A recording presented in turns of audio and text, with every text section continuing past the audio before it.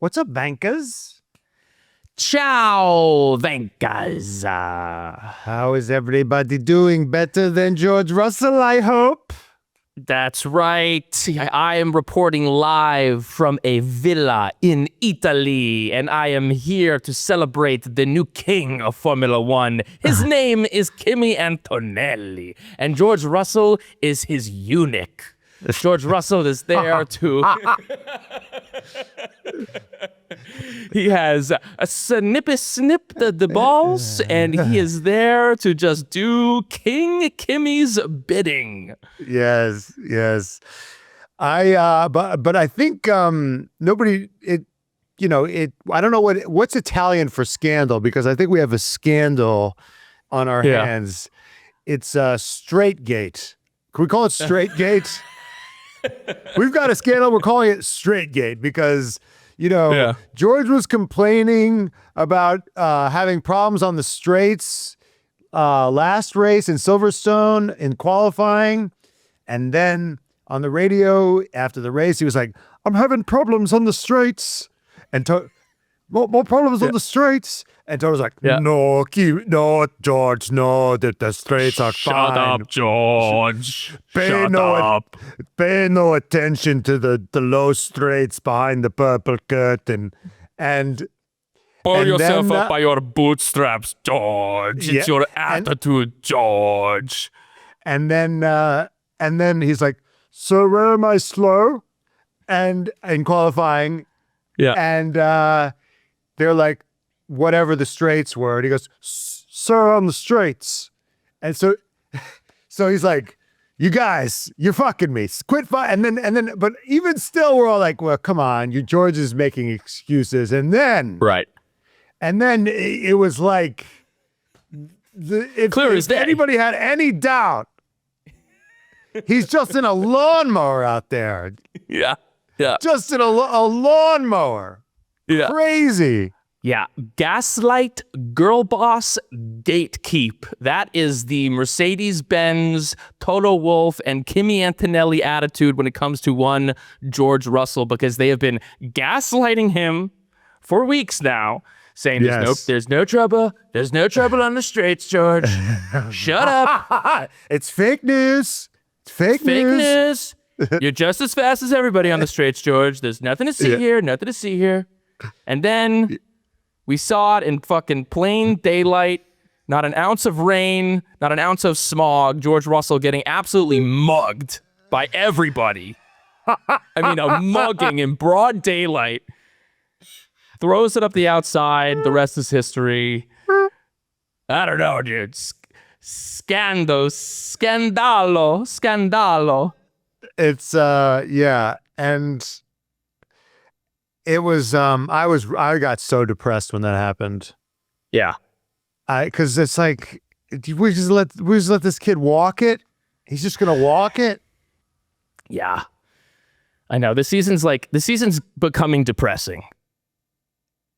But just I mean, here's the thing. I'm all for Kimi winning the championship and maybe even dominating the championship, but you want him to, you want to know that it's going to be a fair fight, Right. And if George is down on power, he gets knocked out of the race. He didn't really win the race because George never had an opportunity to compete. Say what you want about McLaren, but they let them, that Norris won that battle because they really just kind of let him go at it. And whatever support that they gave him was more like emotional and maybe a little bit of strategy. But they had the same fucking car at least. Right. So I don't know. It just kind of leaves me a little bit disenchanted with I know. the state of things. This season's kind of a bummer. Yeah. It's turning into one. And I want to get into it, I want to feel like it's the Kimi, it's like you want to get into the Kimi of it all, I'm here with a bunch of Italians and I'm telling them there's this young kid, he's 19 years old, he's Italian, he's winning the championship, he looks like he's a stone cold killer. And in this race, he really did. I mean, he he didn't falter at all. I mean, he got unlucky with the VSC. Leclerc got lucky with the VSC, and he just chased him. I mean, it was just like chipping away, reeling him in, slow and steady. I'm gonna get you, fucking Michael Myers with the knife. Like, I'm coming for that ass, Leclerc. You are not taking this victory away from me. And but it's still like, the person who can be there to make it interesting and to make this season something to like think about and remember is doesn't have any power on the straight. Been castrated. Yeah. Been castrated. There's something's rotten now in this, because he was like 1.2 Kimi might be faster, but he's not that. He can't be that much faster. That's just crazy. Right. I'm now putting my tin hat on, and it's I think something's up. Yeah. Now, whether it's intentional, I doubt it.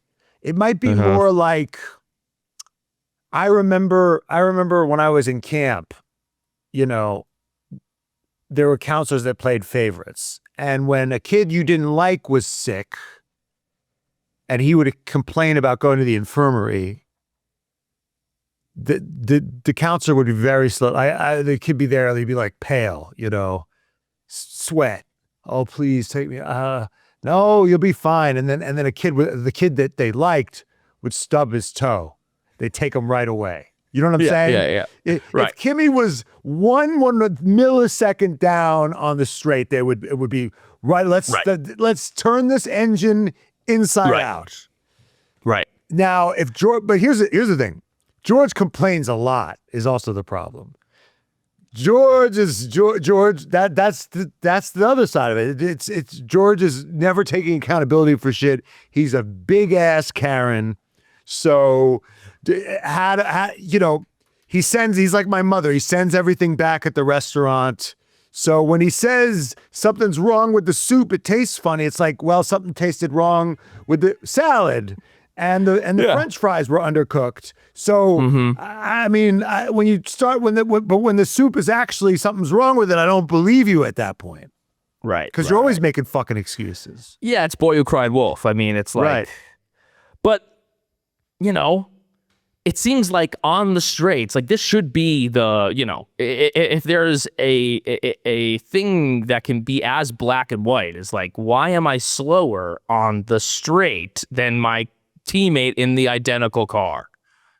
Well, I'm stupid, but seemingly I could be as fast on the straights as Kimi Antonelli if I'm just putting my foot on the gas. Yes. It doesn't in take theory. much skill to go in a straight line in an F1 car. But I guess the counter to that is it's about how you manage the battery and the power in the corners and then the regen. But seemingly it doesn't take that much skill at the start to have a full battery. You should have a full battery when you start the race. So George had some shit to say, obviously, because what was he going to say? Nothing? Obviously not.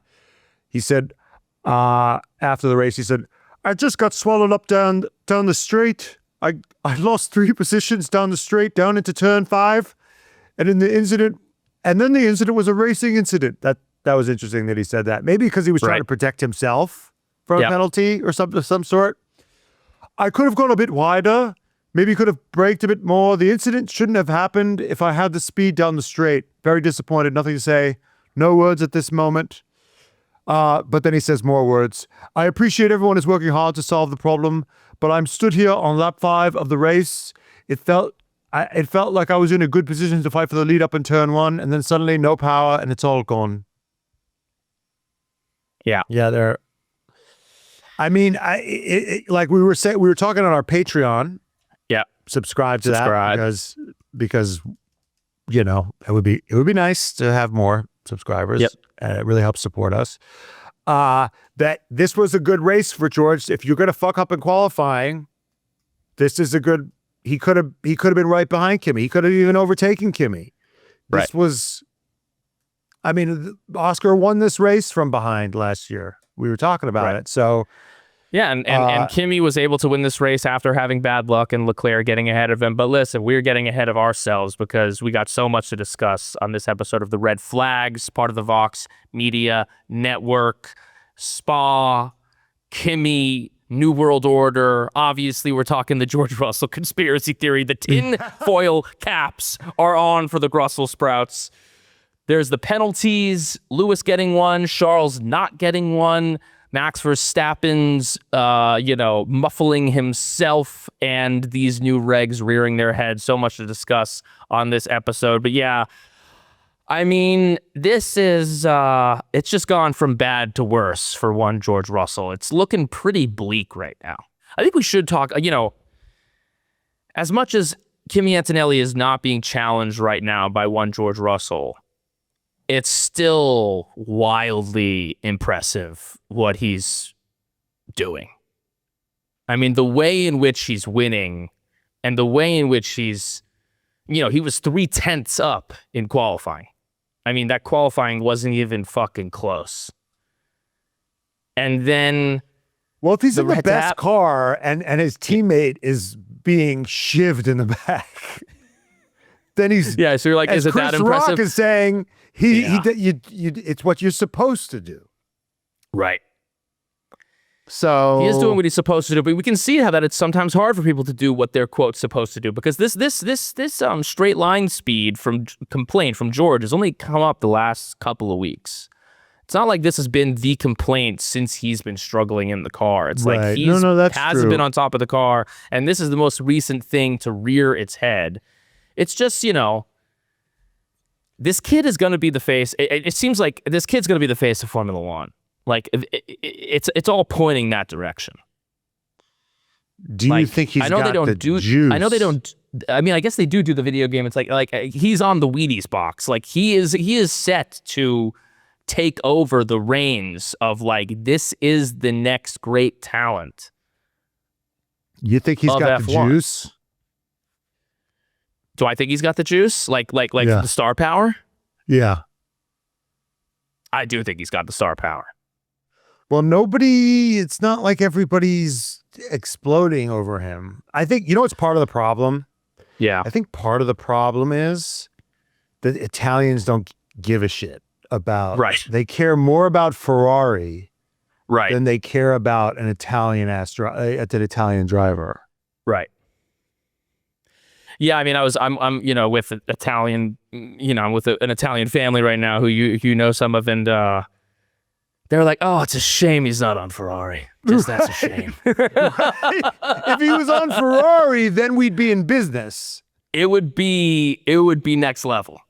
We have an Italian that does our merch, and it says, okay, so Kimi and Charles in a title battle. He didn't even let me finish my sentence. He said, Charles, in a heartbeat. Yes. Like, no question. No, Ferrari is the religion. Ferrari's the religion. Right.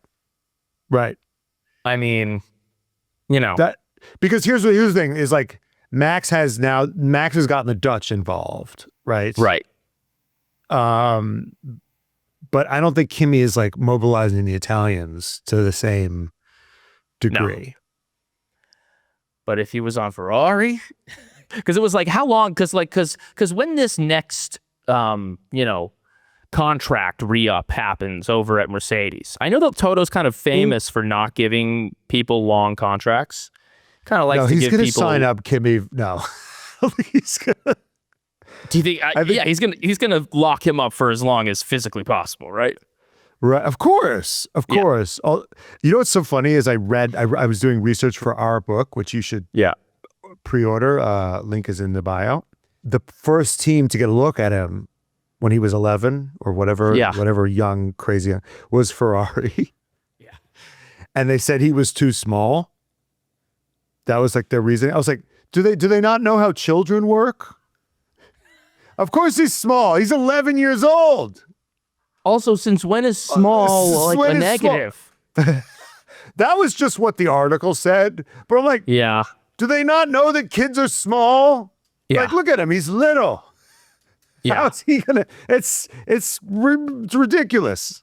Anyway, dude, his historic bag fumble from Ferrari to not to They not. got the first look at him. Of course they did. Yeah, he's in their backyard. Where do you think the Familia wanted him to drive? I mean, no matter what Ferrari does, people want to go there. Lewis left a almost guaranteed shot at an 8th championship because of the pull of the fucking Scuderia. I mean, this place has I mean, it's turned us. We used to be Ferrari haters. Look at us now. Yeah. Every weekend, I'm hoping that Ferrari wins. I'm fully I fully have drank the Ferrari Kool-Aid. Yeah, it's crazy. Crazy. Yeah. Speaking of Ferrari, I want to talk about these penalties. Because these penalties were kind of crazy to me. Bullshit. I mean, Lewis's penalty was bullshit. That was 100% a George Russell. If anyone was to blame, it was George Russell. Where is he supposed to go? He's on cold tires. He's already committed to his line. George is coming like careening across on the outside. Yes. You could tell. George said, first of all, George says it was a racing incident because he was kind of afraid that he was going to get a thing. Yes. Because it wasn't that clear whose fault it was. He was like, oh, I think it's a racing incident. He didn't attack Hamilton because he himself, Mr. Karen, wasn't even sure it was Lewis's fault.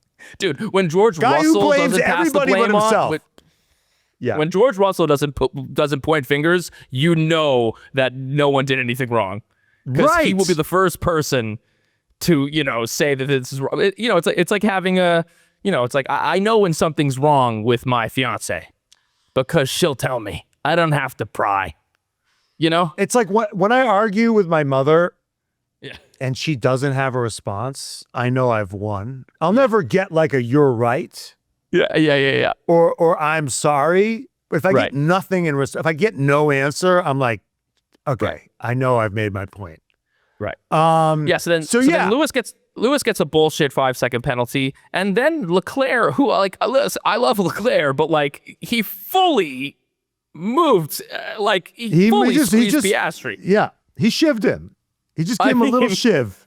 I gotta say though, Piastri. When we were watching, when we were all watching, watching the onboard was Piastri. Amazing. First he goes through a rouge. He overtakes like Hamilton and Palmer and Jake's were like, surely not through a rouge. I mean, Piastri's got to have the biggest set of balls on the grid. He goes through a rouge and then he's just like full speed down the straight, just putting his nose right next to Leclerc. I think they were saying they were talking about it later. It was like playing chicken. Full speed, just putting his nose right there to Leclerc. Yeah. And Leclerc does what Leclerc does. He's honestly, Leclerc is basically a rich man's Kevin Magnussen. He does shit like this all the time. He just chops him. Yeah. And they could have, if their wheels, because that's what Piastri is saying, is we could have had a massive crash. Their wheels could have touched, and Piastri's to the moon. He's in outer fucking space if that happens. And no penalty for that. Right. And even in the green room. Yeah. Max. Yeah. Game recognized game. Yeah. Max looked right at him and saw him. He goes, that was, and Charles doesn't say anything, but Max goes, that was calculated. He said, Max said it was calculated. Max. I missed that. That's amazing. Max looks at it and Leclerc not saying anything, obviously, but Max goes, calculated. Max was like, respect. Yeah. Respect. Game recognized. Well, there was that article that came out this week about how they used to, Leclerc was interviewed. He was like, I used to hate Max, but now we get, I realize that he's not such a bad guy. He's not such a bad guy. Yeah, and, both family men. And he also learned, he said, I could pull some of that shit, Yeah. Kimi was laughing out loud at Leclerc. I mean, he fully got away with, attempted murder there. He fully got away with attempted murder. So that was chaotic. And then Lewis Hamilton got another they're probably going to get another penalty. Probably, yeah. We're recording this right after, so we don't know if he's gotten the penalty. So by the time this comes out, you'll know if he's gotten a penalty or not. But yeah, you almost for unsafe release. Release. They hit the guy who was scary looking, but they say he's fine. But I gotta say, Lewis hit this guy. He seems like he's okay. It looked like it could have been a lot worse. Right.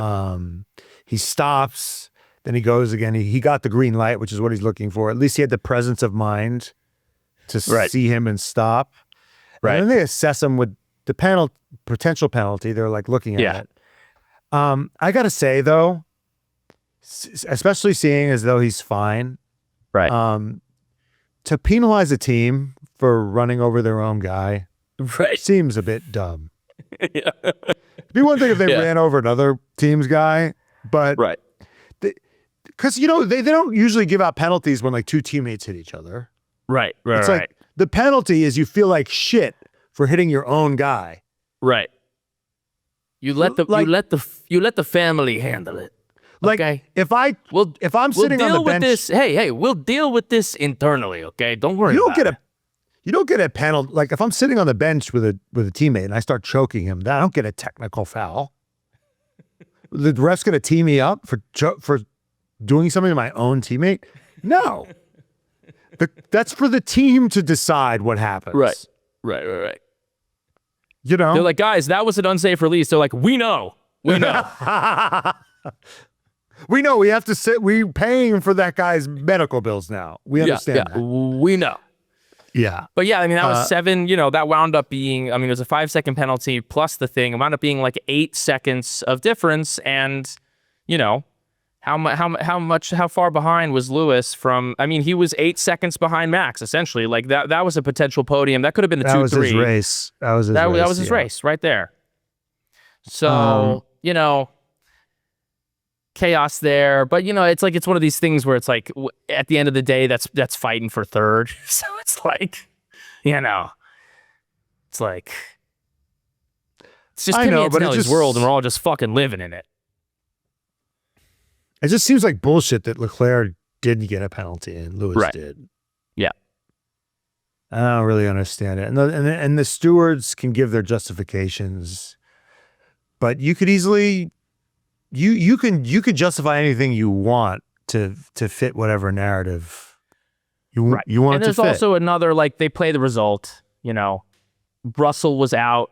So someone's got to pay. You know what I mean? It's just like, it ruined Piastri's race. He didn't retire, but he lost a lot of downforce. Right. And he overtook Hamilton and was looking like he had the pace to overtake Leclerc. Right. And then once that happened, he was fucked. He lost a bunch of downforce. Right. Who's feeling like shit though? Who?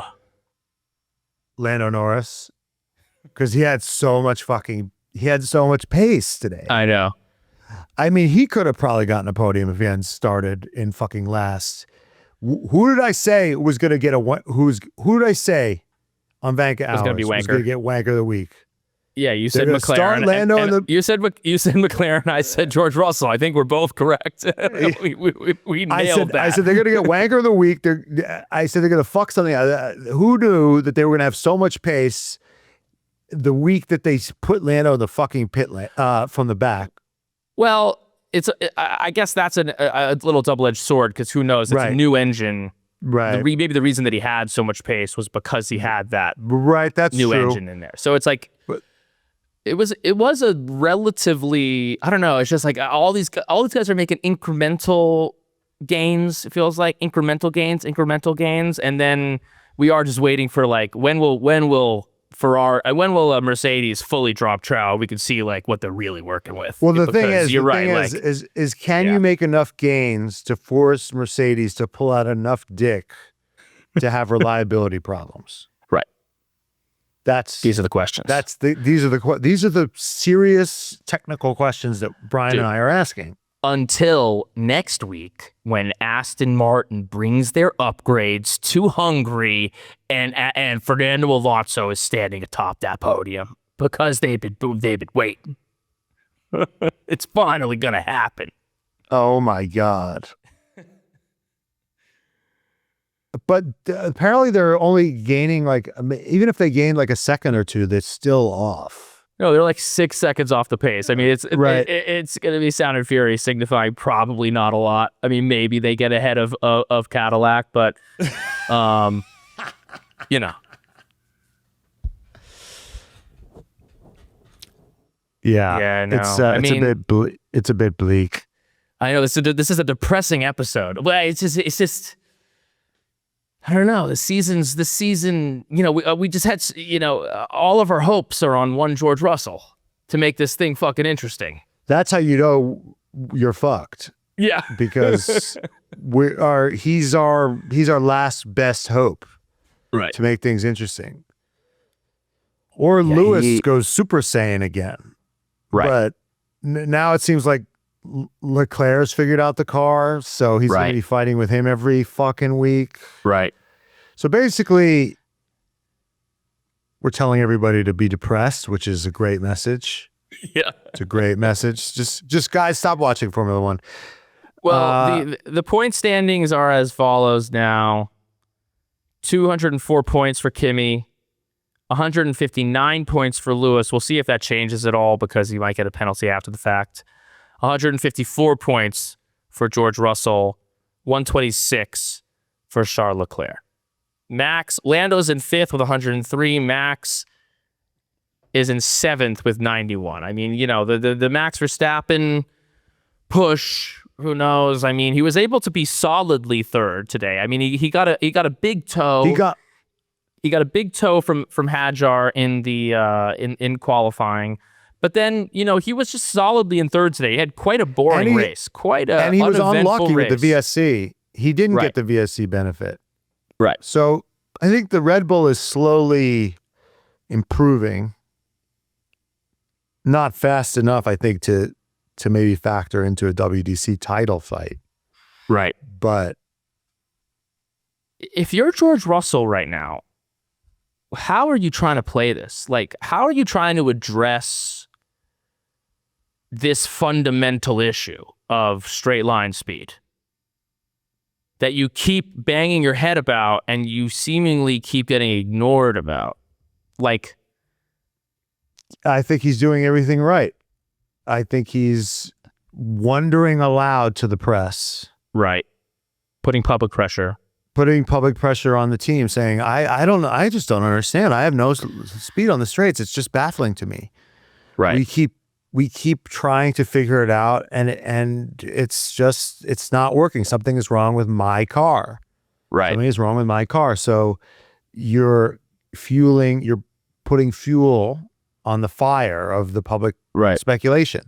The problem is, here's the problem. Not that many people give a shit about George Russell. Right.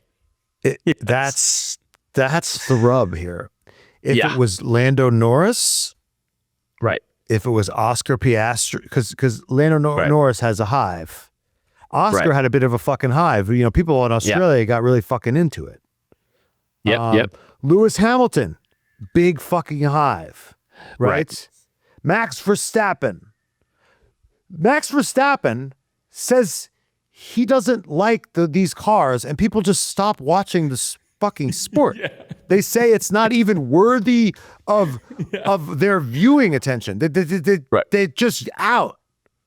Like, so that's how crazy Jack Doohan is taking up a seat.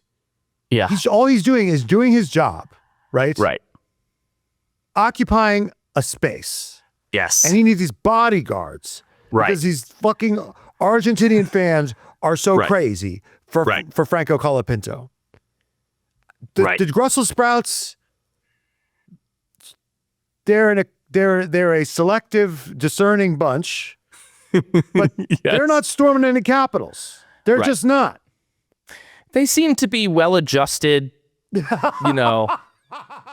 kind of dutiful, hard workers who want things to, They're going to write a strongly worded email.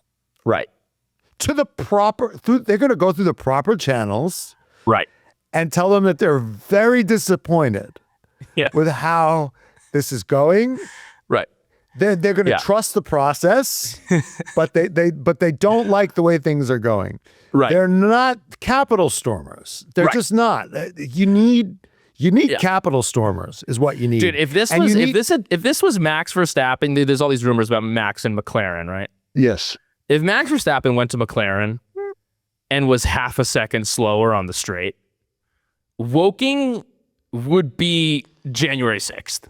We would see a capital storming like event from the Verstappen. There'd be a lot of there'd be a lot of breaking Dutch tourists. Those windows. They'd be breaking the glass of that impeccable, people headquarters. Taking shits on Zach Brown's desk.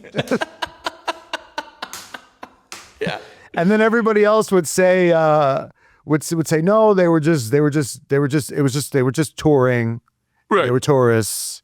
Yeah. And then Max would get the king to pardon them all, and they were actually the true. victims. It's like, who's going to, because George is doing the correct thing, right? He is making this a public discussion. Yes.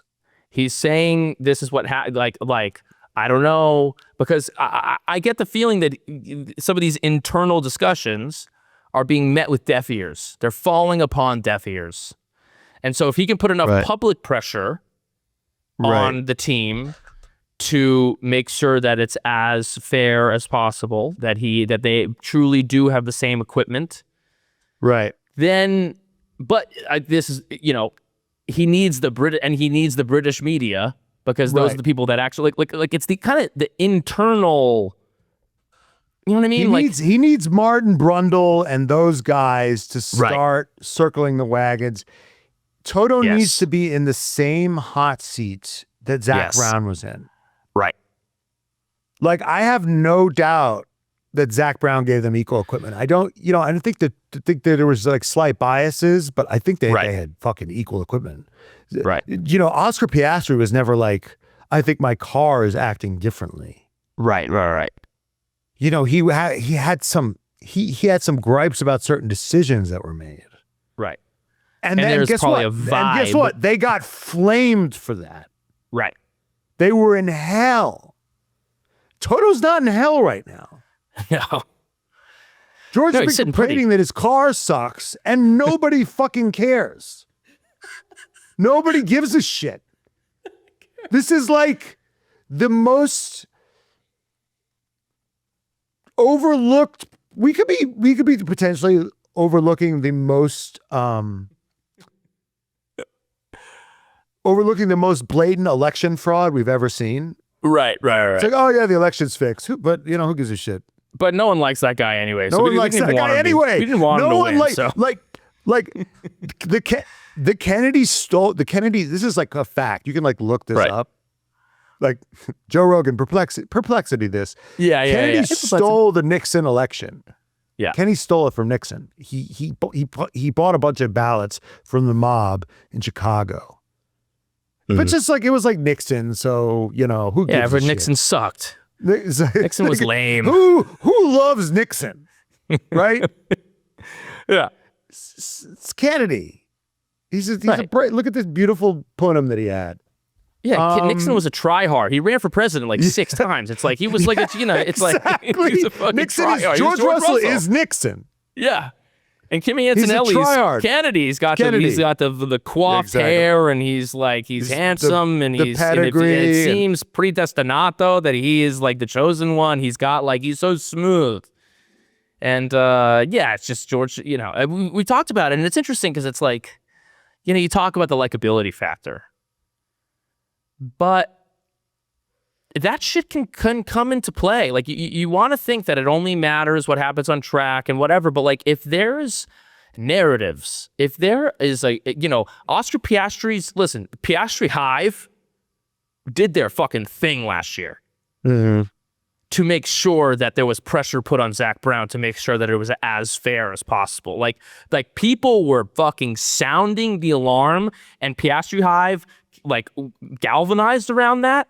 and it became a huge online narrative. It wound making its way into the mainstream, and Zach Brown had to answer for it every single fucking week. And that's because of the strength. I really think it's because of the strength of the fandom of Oscar Piastri. I also think that there's a hatred of Lando Norris.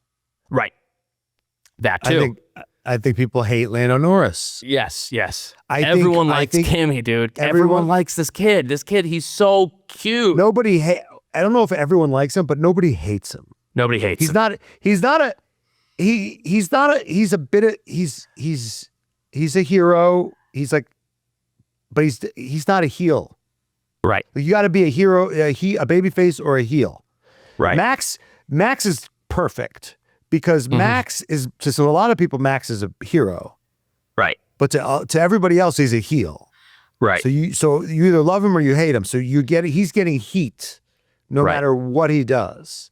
And I think that is really helpful because, when Max does an aggressive move, like stewards probably think twice about issuing him a penalty. Right. Do you really want to deal with ruining Max's race? Do you really want to write your name on the stewarding report that gives Max a 10-second penalty? No. Right. That's why I volunteer for this shit. Right. These guys volunteer. You think they really want to have their fucking emails flooded and get doxxed? Or whatever the fuck happens to these poor people if they go against Max Verstappen? No, they don't. So I think we're sort of kind of maybe learning more that it's not just a personality thing within the team. Like, can you galvanize the team around you? Like we've seen Lewis Hamilton manage to do at Ferrari, or Lando Norris maybe managed to do at McLaren. He had a bit of an advantage because he was an incumbent. Right. And Piastri was a new guy. Or let's say Sainz at Williams, right? He comes in and now he seems to he's been killing Albon in qualifying. The points are a little bit closer, but there's more variance in these races. Right.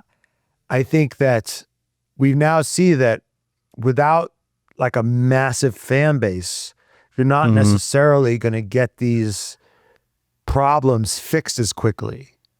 I think that's what George is running into. Is Toto Wolff can just kind of get away with inaction. He doesn't. I'm not saying he's sabotaging George, but he's definitely not making it his top priority to give George. Yeah, they don't seem to be chance. prioritizing the issue that now has reared its head for multiple races. That George keeps banging the drum on. I wonder if this will get I think it will be interesting to see how the media in general and how Mercedes responds to this, because it did seem pretty black and white. You were just looking at that straight and you were like, well, he doesn't have the deployment. Like, look, I mean, plain as day. I wonder, though, if it'll kind of get outshined by the fact that he did a kind of reckless late lunge and took himself out of the race. It almost would behoove him to just let everyone see, if your car is really that much slower on the straights, let everyone see it lap after lap after lap, if that's really the case. But because it was it happened on the first lap, he does a kind of dumb, reckless, classic George Russell, gotta save it. He does that. When he gets desperate, he just goes fucking crazy. He throws himself into the barrier in Singapore, or he'll go on some kind of Hail Mary strategy. Yeah. We see him try to save it in the moment. And it's just let the proof be in the pudding. Also, you're faster than these cars if all things are equal. So you're probably going to get these guys in a lap or two, and then you can try to figure something out. Right. Or if the straight line speed is really bad, if it really is that much of an issue, maybe it continues to rear its head over and over and over in the race, and you can point to it and say, there was that really, all the action in this race took place on, after Eau Rouge down that long ass straight, you're just fighting uphill, you're punching a hole, you're punching a hole in the air, and that's where all the action happened in this race. And so you would see it lap after lap for 44 laps. You'd be able to really get the telemetry, see how your deployment ranks against Kimi, and if it's, then you go back and say, look what I have it printed out. I have it. George is saying the car is fucked. No, you're right. You're right. So, it's interesting, it's like if this season really is going to be the Kimi Antonelli predestinato season, and if he is just like the chosen one and he is going to continue to, waltz his way to a championship before he turns 20. Jesus. Then there is some other interesting shit happening up and down the grid. I mean, on the Patreon, we kind of went through all of the teammate battles as they currently stand. But there's some interesting shit. I mean, what's going on with Lawson and Lindblad is fascinating. They were going at it. They were going at it. They seem to have there seems to be like a really interesting and fun competitive thing happening there. I mean, Lindblad had the upgrade because he did better than Lawson in Silverstone, and so he was granted the upgrade. But I think that was kind of bullshit. They were P1 was talking about this in their preview for the race, or their post quali. It's Lawson has beat him in the quali total, and he's got almost double his points. Right. The fact that they were like, okay, this race, whoever out qualifies this time gets it, is kind of bullshit. Right. Lawson is the lead driver. Right. So if I'm Lawson, I'm really pissed off that I didn't get this upgrade, considering that I've been more consistent in the races and in qualifying. Yeah. And it just goes to show that they don't really, that Lawson is just kind of a benchmark. Mm-hmm. And maybe they're trying to give Lindblad as much of a chance to succeed as possible. Yeah. And I think that's really sad. And that's why they're going at it so hard, because Lawson's racing for his job. It's the Racing Bulls is the fucking Hunger Games. Yeah. Because they got that kid Solov coming through. Yep. And Hadjar, but the thing is, and Hadjar's doing a good enough job. So I don't think either one of them is getting promoted. Right. So although it'll be interesting to see, because I'm with a group of people. We were watching the race just now, and they watch a bit of Formula One, but not that much. So I was kind of doing some explaining, and they were like, "What where's Sainz now?" And I was like, "Yeah, he's at fucking Williams, dude. Like they kicked him to the curb. They brought in Lewis. They're like, oh man, that sucks." And we talked about this at the time, but like Formula One really values, especially in this modern era, they really value the prodigies. Right. And like, if you were great from the time that you were 11, that carries a ton of weight at the top level, because Sainz, whether you like him or not, was a solid driver for Ferrari. In theory, deserved to have that job. But and we argued back and forth about him versus Leclerc, but like you could say that they were on a similar level. But like Leclerc was a predestinato. He was a prodigy. And Sainz wasn't. Sainz is a journeyman. Sainz has gotten better as he's gotten older. But Lewis, prodigy. Max, prodigy. Kimi, prodigy. And now you're looking at and this is what Lindblad and Lawson are looking at, and even Hadjar too, which is why I think that Hadjar, even though Hadjar is doing fine right now, I don't think that seat is safe necessarily, because Lindblad is prodigy. They fast-tracked him into Formula One. Like, first impressions in this game mean a lot. Right. It's very hard, because we see this all the time in the NFL or the NBA. If you're like not a first round pick, but you get in and you play really well, then it doesn't fucking matter what pick you are. But it really matters what draft, what round you kind of win in Formula One. How highly touted you were coming in.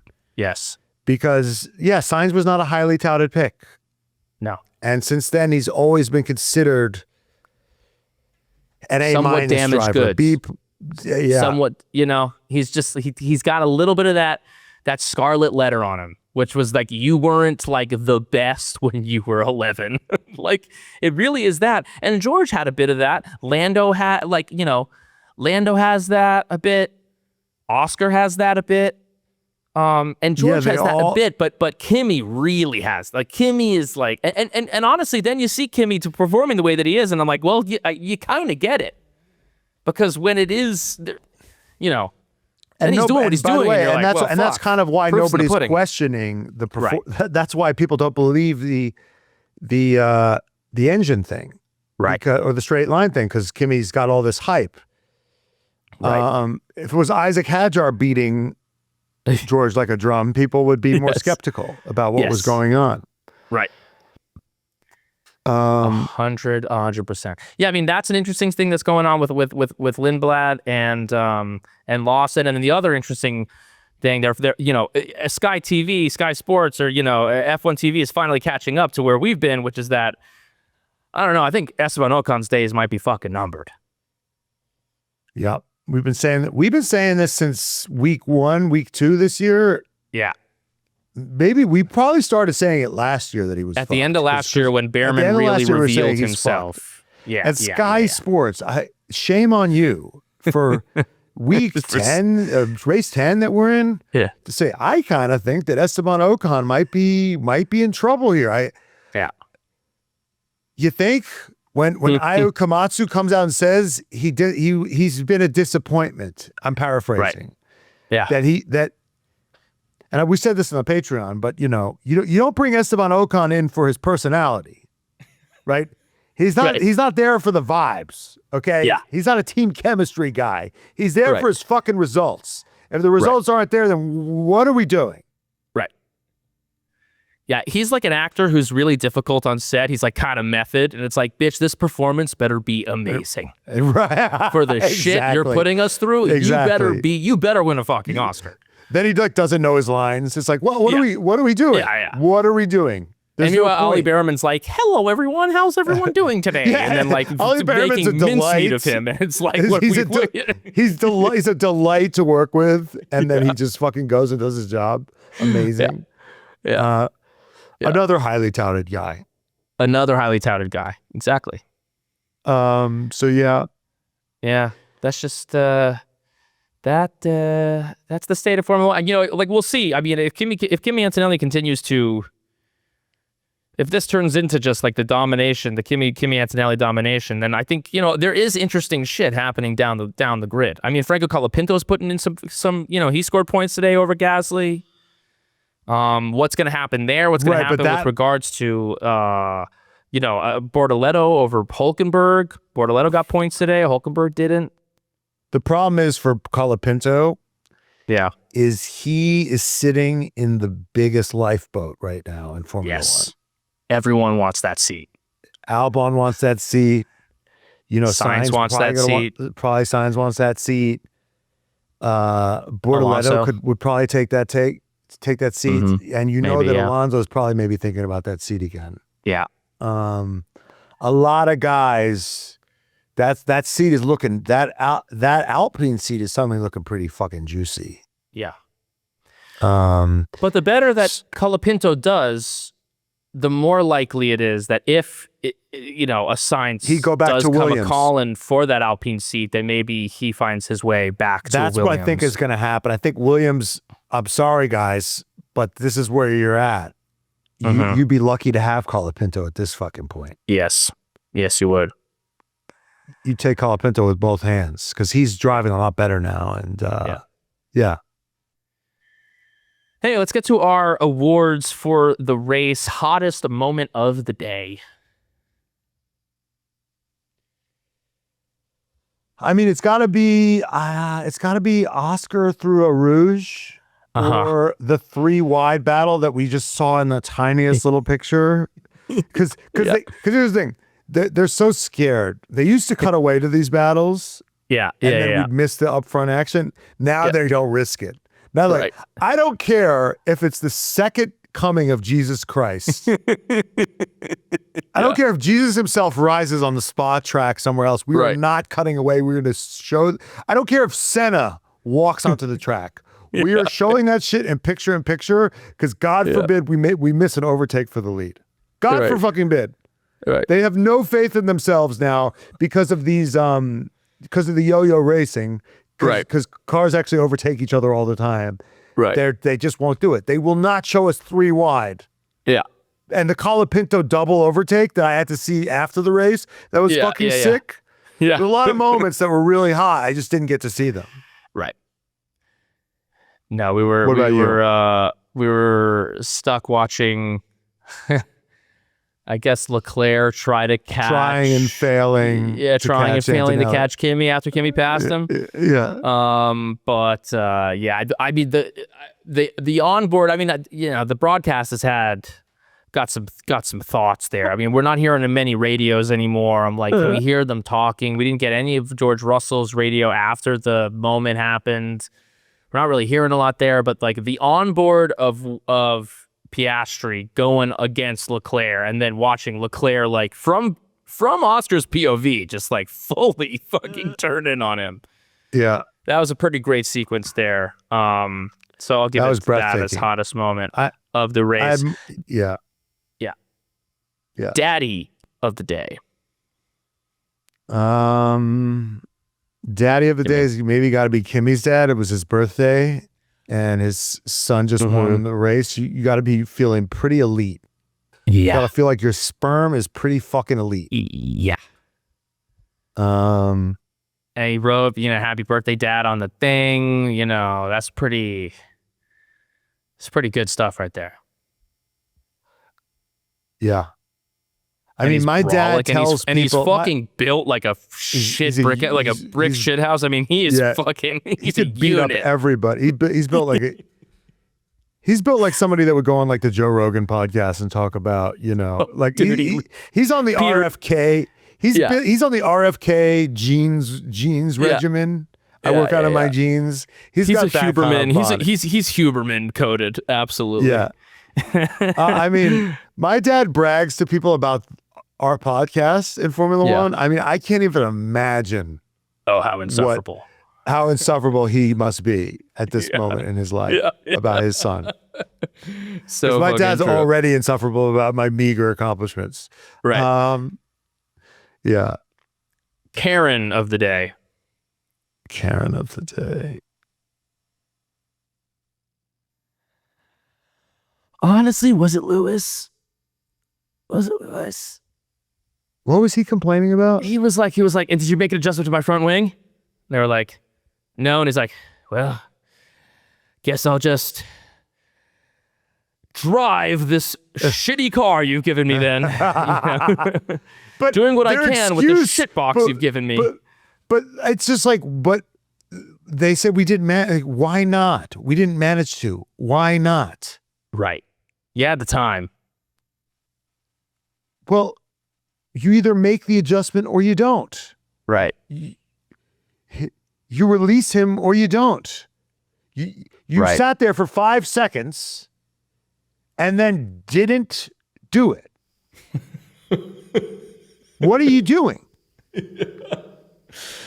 He's really fighting an uphill battle. Like, there has been so much talk about like the change that he's made with Ferrari, and Leclerc's commented on it and Fred's commented on it, and like the culture change that seems to be happening there. But at the end of the day, he is still dealing with Ferrari. This is what he said after the race. He said, when they rebuilt the car, they missed something on the suspension because he crashed in FP3. Right. Let's not forget.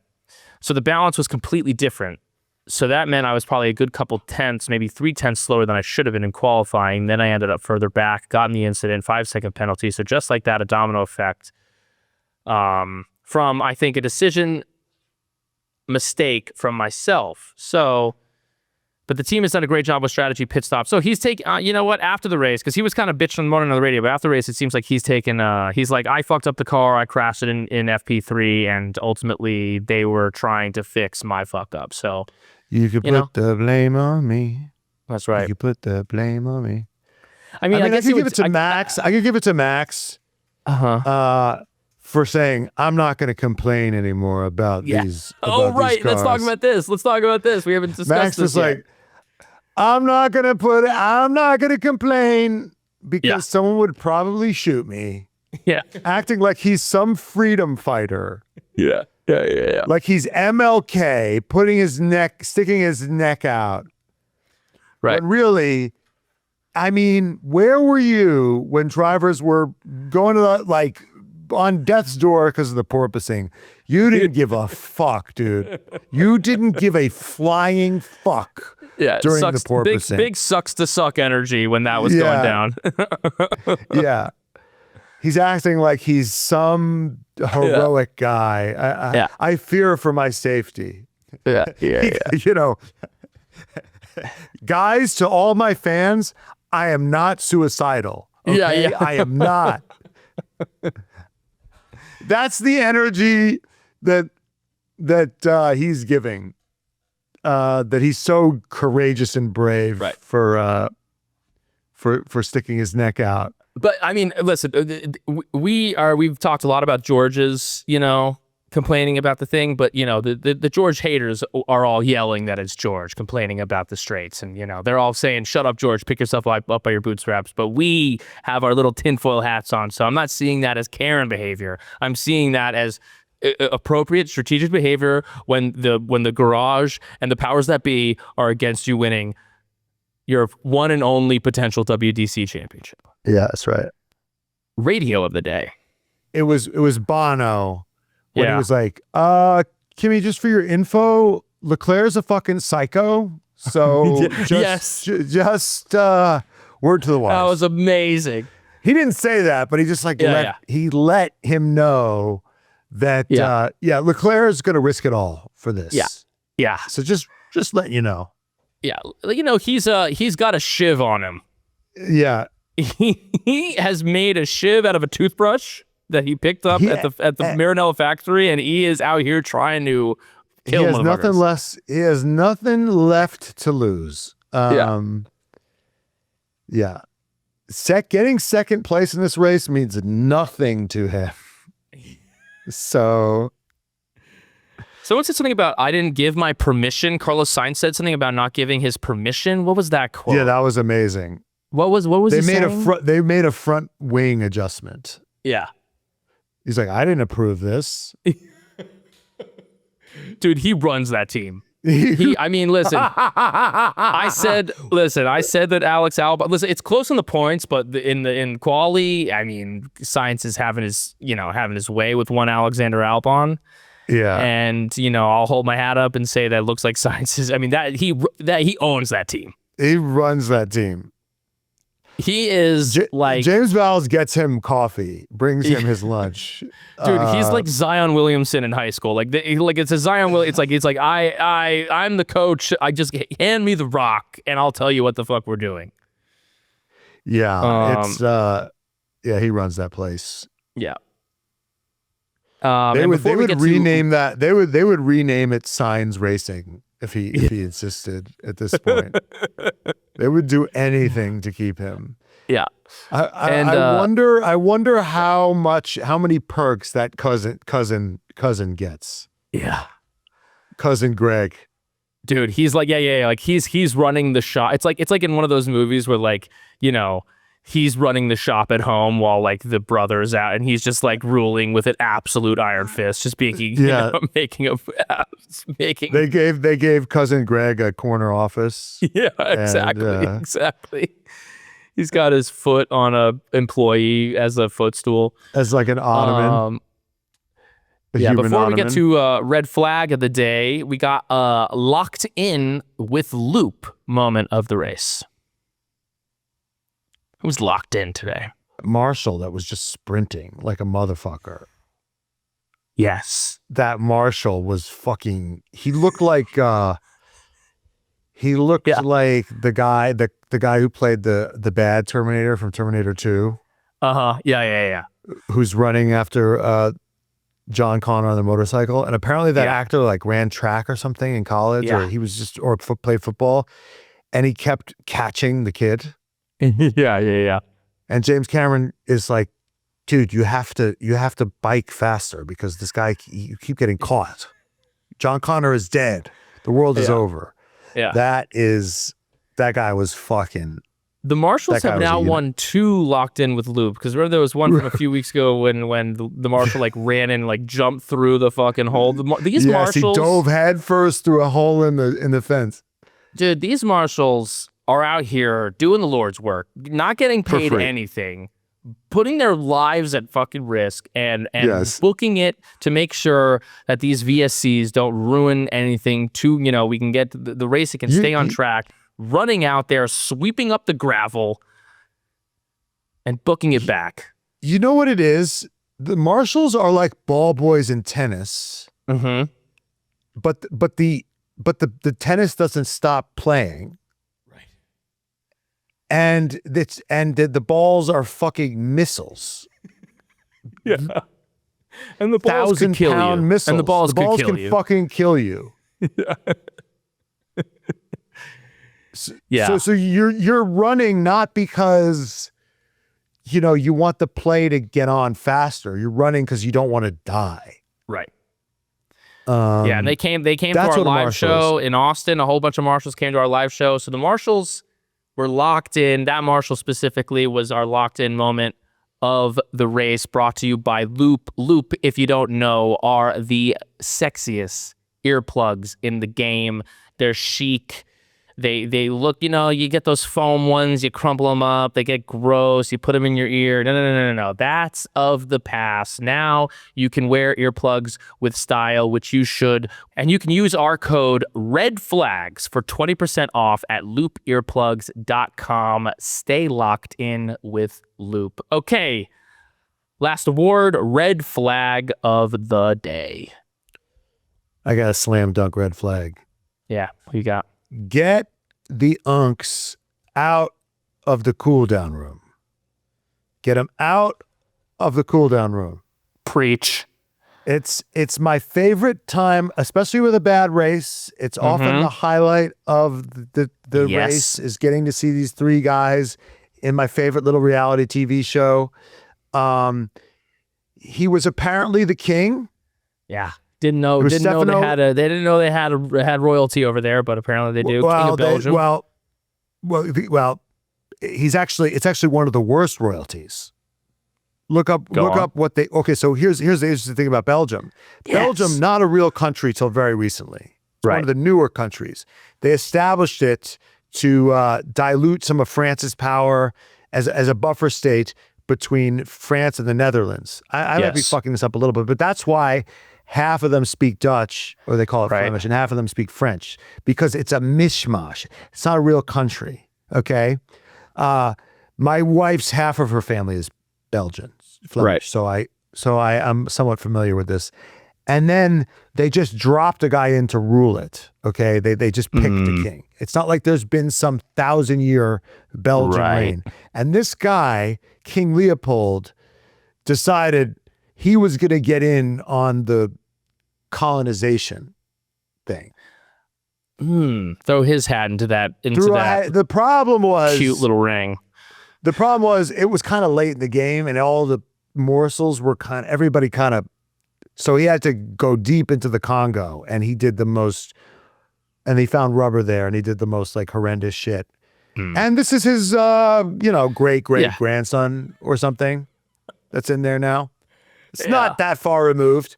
Wearing a tan suit and dapping up Max Verstappen. Max Verstappen. Now, to his credit, I think he's the first royal to, he actually went to Africa and expressed deep regret. Okay. So I don't think he himself is like a bad guy.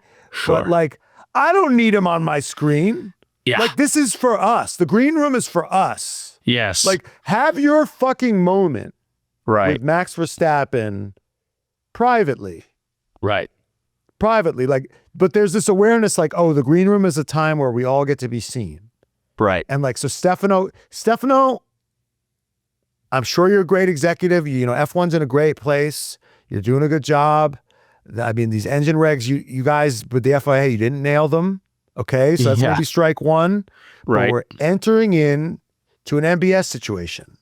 Right. Because now this is This is green room number 2 you've encroached on. And now you brought a king in. Yeah. I gotta say,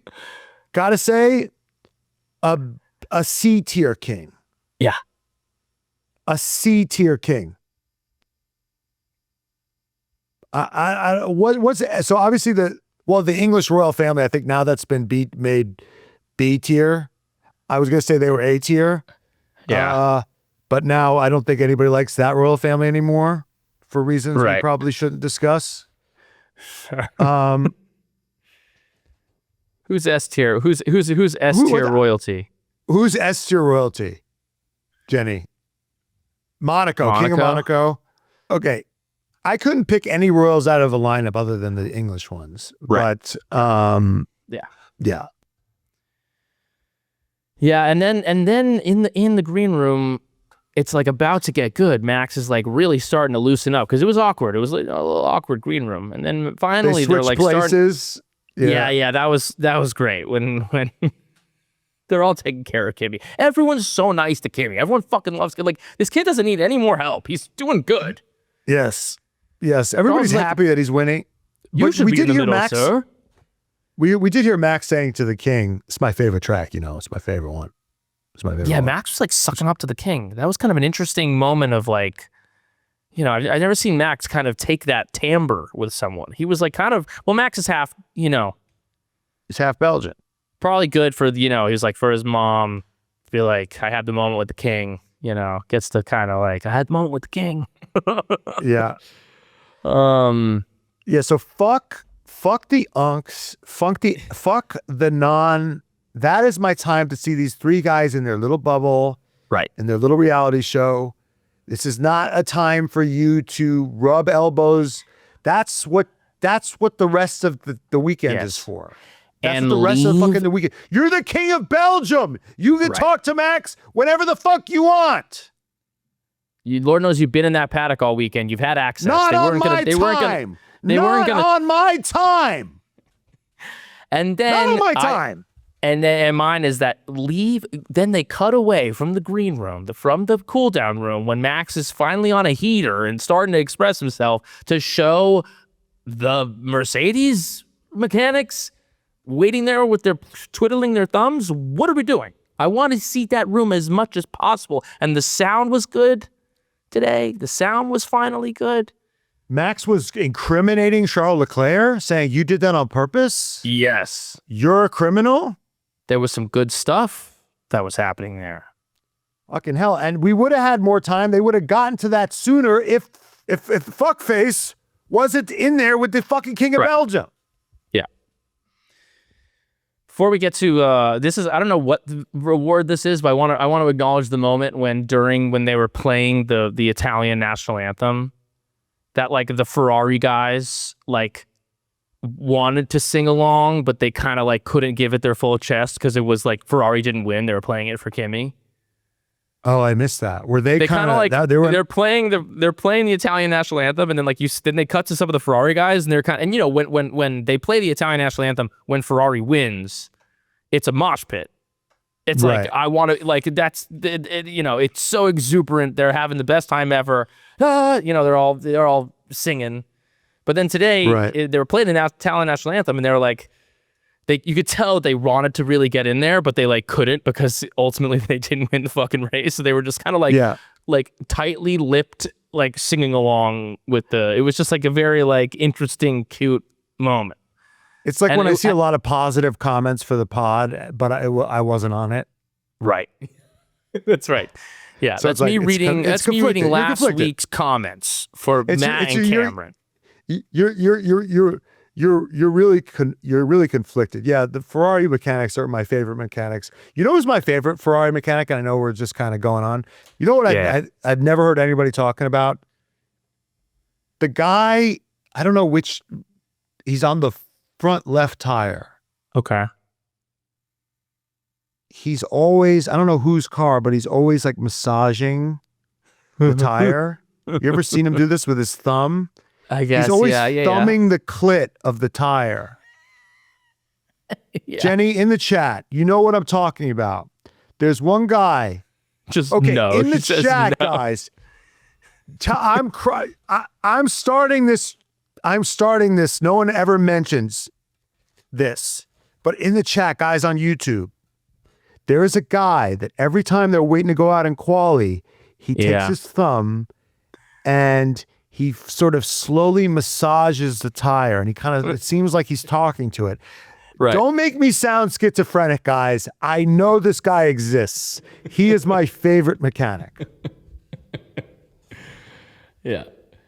My favorite Ferrari mechanic is the guy who's always just like, he's hot. He's got the curly hair and he's always smoking. The Ferrari mechanics are so fucking cool. So much cooler than the mechanics from every other team. Yeah, so put those in the chat. That does it for this episode. But we wouldn't be anywhere if it wasn't for all of you listening right now. Hopefully you're subscribed, but we really wouldn't be anywhere if it wasn't for our daddies of the pod. So we got to thank them. We got to thank Kayla, Robin, Jordan, Texera, Jay Lingle, Spencer Grieve, Javier, Sheila Valeri, Alec Chandler, Ali Santana, Carla, Juarlo, Kimberly, Huelen, Alonso, My Face 69, Donya Dana, Deadbeat Daddy Muhammad, Jimmy, Kimmy, sponsored by Mommy of the Pod, Hollister 584, Delusional Science Fan, Cat, Future Dog Tour Dion, Steph Grossi, Laura, Emily Gillenwater, Cody Hull is my F1 daddy, Branched Up, You Keep Up the Science Hate, Hundra Scruggs, Salmonella Mozzarella, I'm a Leclerc fan, and yes, it hurts. Jay Kess, George Russell is evil, Peter Parker from Spider-Man 3, Matt Evers is always right, I wish I was back to Danny's love child, Lady Andrews, Henry Caskey, Miles Lewis Alexander, Maggie B, Kaylee Breyer, Eve the Y, Devin, aka the future Dr. Sullivan's PA, Courtney Fraser, Yuka Sonoda's other mother. Jenny is the reason I am a daddy. Megan, Aaron, Pineapple with a Y. Matt has a secret winner for Carlos Sainz. Unfortunately, it's Gary. Carolina, my name is AJ, and fuck the HOA. K-Mag can fuck smash my door any day. The official F1 race program and its executive editor. Sarah, I got tickled by the Tifosi. Hey, Jack, good luck out there. Allison Sane, Zhuzh, F1 Dude Company, Trent Slickman, Code Brown Sonoda, Jerome Ferreira, Colapinto is a fraud. Aaron, Shahid Jeans Rockstar, Chohan, Catalick my balls. Say Fear, Charles Leclerc, Truth Bringer, Mama Burns, Arthur Leclerc is hotter. Carlos Science, Opie Goblin, right meow. James, DNCTT, Finney, Daddy Kev, not Magnuson, Mr. Ed, Bobby, Lando Noah's unofficial girlfriend. Why do I always hawk two on this name? Winkin, Lizzie Y, Jafar Brafar, Stroll pay the troll toll to get in the boys' hole. Andrew Prisco, Rojo the Bambino, the Great Paulbino, Sausage Boy Atticus, Uno Cinco, Scott Menz likes cappuccino lays. Honorary Daddy of the Pod this week, every week, one Nicole Piastri. If you want to become a Daddy of the Pod, go to patreon.com/TRFpod and join the resistance today. We will see you on Wednesday for Vanka Hours, and we will see you next week for Hungry Vankas. Goodbye, Vankas.